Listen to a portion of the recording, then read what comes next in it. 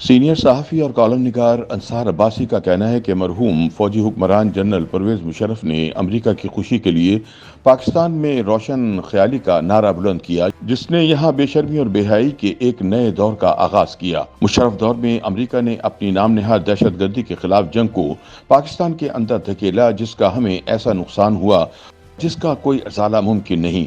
General Musharraf کے دور نے مسلمانوں اور پاکستانیوں، بلکہ میں تو کہوں گا کہ پاکستان کو بہت گہرے زخم دیے۔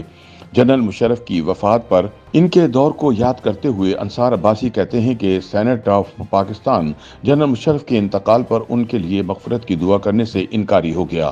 میں سمجھتا ہوں کہ جب کوئی مسلمان اس دنیا سے چلا جائے تو ہمیں اس کی مغفرت کے لیے دعا کرنی چاہیے۔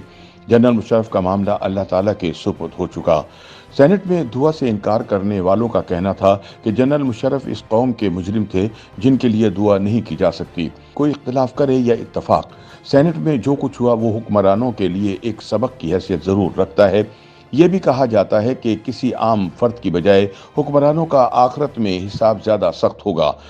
نہیں، پرویز مشرف کے لیے دعا نہیں ہوگی، پرویز مشرف کے لیے دعا نہیں ہوگی سر آپ جی پرویز مشرف کے لیے کوئی دعا نہیں ہوگی۔ ٹھیک ہے نہیں، پرویز مشرف کے لیے، پرویز مشرف نے آج بلوچستان اور خیبر پختونخوا میں آگ اس کی وجہ سے 2 دفعہ آئین توڑا ہے، عدلیہ پر آپ تقریر نہ کریں، وہ اجتماعی یار آپ دعا کریں مشتاق صاحب، آنریبل سینیٹر سینیٹر مشتاق رضا صاحب اس کو دعا کرنے دیں۔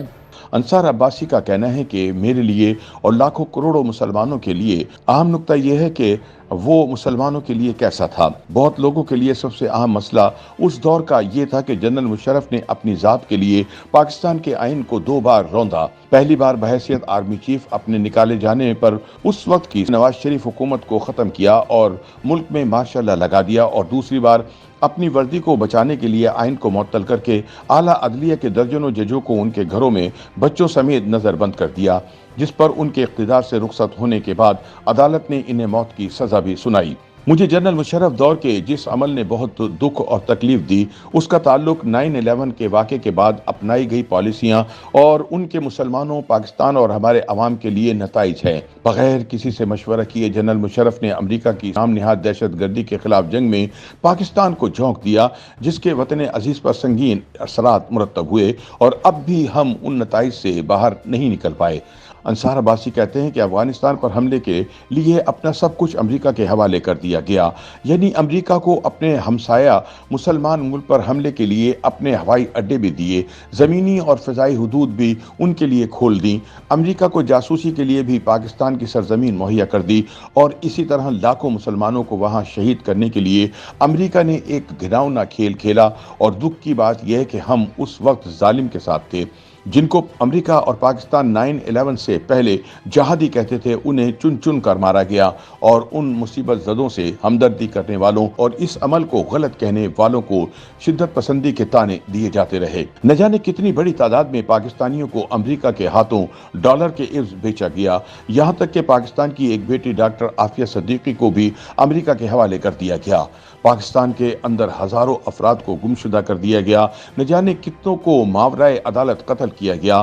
امریکہ کی جاسوس ایجنسیوں بشمول CIA، FBI اور بلیک واٹر کو پاکستان میں کھلی چھٹی دے دی گئی، اور وہ پاکستان کے خلاف ہی کام کرنے لگی۔ جنرل مشرف کی 9/11 کی پالیسیوں کے رد عمل میں پاکستان نے دہشت گردی کا وہ رنگ دیکھا جس کی کوئی نظیر نہیں ملتی۔ کبھی کوئی سوچ بھی نہیں سکتا تھا کہ اپنی ہی فوج پر یہاں اپنے ہی لوگ حملہ کریں گے۔ انصار عباسی کے مطابق اس دہشت گردی کے باعث پاکستان میں تقریباً 80,000 سویلین اور فوج، پولیس، قانون نافذ کرنے والے دوسرے اداروں اور سیکورٹی ایجنسیوں کے ہزاروں اہلکار شہید ہوئے، لاکھوں لوگ بے گھر ہوئے، اور پاکستان کو کوئی 150 ارب ڈالر کا نقصان اٹھانا پڑا۔ پاکستان کے ہوائی اڈوں سے اڑنے والے امریکی ڈرون پاکستان کے اندر ہی حملے کرنے لگے، جن سے سینکڑوں افراد بشمول عورتیں اور بچوں کو بے گناہ شہید کیا گیا۔